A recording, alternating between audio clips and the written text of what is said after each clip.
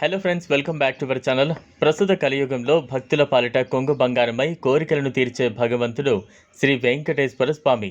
అందుకే ఈయనను భక్తులు కలియుగ వైకుంఠుడు అంటుంటారు. వెంకటేశ్వరుని నామాన్ని ఒక్కసారి స్మరిస్తే చాలు, చేసిన పాపాలన్నీ తొలగిపోతాయి. సామాన్య భక్తులు మొదలు విఐపీలు, వివిఐపీలు మరియు అసాధారణ భద్రతా ప్రముఖులు స్వామివారి ఆశీస్సులు పొందడానికి తిరుమలకు వస్తూ ఉంటారు. స్వామివారి నామాన్ని ఒక్కసారి పఠిస్తే చాలు, సకల సుఖాలు, భోగభాగ్యాలు, అష్టైశ్వర్యాలు ప్రాప్తిస్తాయి. వెంకటేశ్వర స్వామి వారిని దర్శించుకునే లక్షలాది భక్తులు తిరుమల గురించి కొన్ని వాస్తవాలు తెలుసుకోవడం మంచిదే. తిరుమల స్థల పురాణం గురించి చాలామంది చదివి ఉంటారు, కానీ తిరుమల వచ్చే భక్తులు క్రింద పేర్కొన్న వాస్తవాలను ఎక్కడా చదివి ఉండరు, విని ఉండరు. తిరుమల వాస్తవాలను ఒక ఆలయ ప్రవేశంలో మహాద్వారానికి కుడివైపున వెంకటేశ్వర స్వామి వారిని శిరస్సుపై అనంతాల్వార్ కొట్టిన గుణపం ఉంటుంది. బాల్యం దశలో ఉన్న స్వామివారిని ఆ గుణపంతో కొట్టడంతో స్వామివారి గడ్డంపై గాయమై రక్తం వస్తుంది. అప్పటి నుంచి స్వామివారి గడ్డానికి గంధం పూయడం అనే సంప్రదాయం మొదలైంది. వెంకటేశ్వర స్వామి విగ్రహానికి జుట్టు ఉంటుంది. ఇది అస్సలు చిక్కుపడతని అంటుంటారు. తిరుమలలో శ్రీవారి దేవాలయం నుంచి సుమారు 23 కిలోమీటర్ల దూరంలో ఒక గ్రామం ఉంటుంది. అక్కడ ఆ గ్రామస్తులకు తప్ప ఇతరులకు ప్రవేశమే లేదు.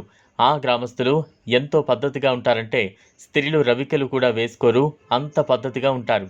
అక్కడ ఉండే తోట నుంచే స్వామివారికి పూలన్నీ కూడా వస్తూ ఉంటాయి. గర్భగుడిలో ఉండే ప్రతిదీ అంటే పాలు, నెయ్యి, పూలు, వెన్న మొదలైనవన్నీ కూడా ఆ గ్రామం నుంచే వస్తాయి. స్వామివారి గర్భగుడి మధ్యలో ఉన్నట్లు కనిపిస్తారు, కానీ నిజానికి ఆయన గర్భగుడి కుడివైపు ఒక మూలలో ఉంటారు. స్వామివారికి ప్రతిరోజు కింద పంచె, పైన చీరతో అలంకరిస్తారు. ఇది అందరికీ తెలిసిందే. ఆశ్చర్యకరమైన విషయం ఏంటంటే దాదాపు 50,000 ఖరీదు చేసే శ్రీవారి సేవ ఒకటి ఉంటుంది. ఆ సేవలో పాల్గొన్న భార్యాభర్తలకు చీరను స్త్రీకి, పంచె పురుషునికి ఇస్తారు. ఈ టికెట్ దొరకడం చాలా కష్టం. తక్కువ టికెట్స్ మాత్రమే అమ్ముతారు. గర్భగుడిలో నుంచి తీసేసిన పూలన్నీ కూడా బయటకు తీసుకుని పోరు. స్వామివారి వెనుకల ఒక జలపాతం ఉంటుంది. అందులో వెనక్కు తిరిగి చూడకుండా పడేస్తారు. స్వామివారి వెనుక భాగం వీపు మీద ఎన్నిసార్లు తుడిచినా తడిగా ఉంటుంది. అలాగే అక్కడ చెవి పెట్టి వింటే సముద్రపు ఘోష వినిపిస్తుంది. స్వామివారి గుండె మీద లక్ష్మీదేవి ఉంటుంది. ప్రతి గురువారం నిజరూప దర్శన సమయంలో స్వామివారికి చంద్రంతో అలంకరిస్తారు. అది తీసేసేటప్పుడు లక్ష్మీదేవి అచ్చు అలానే ఉంటుంది. దాన్ని అమ్ముతారు. స్వామివారి ముందర వెలిగే దీపాలు ఎప్పటికీ ఆరిపోవు. అవి ఎన్ని వేల సంవత్సరాల నుంచి వెలుగుతున్నాయో కూడా ఎవ్వరికీ తెలియదు. ఈ వీడియో మీకు నచ్చినట్లయితే లైక్ చేయండి, షేర్ చేయండి, ఛానల్ను సబ్స్క్రైబ్ చేసుకోండి. Thanks for watching.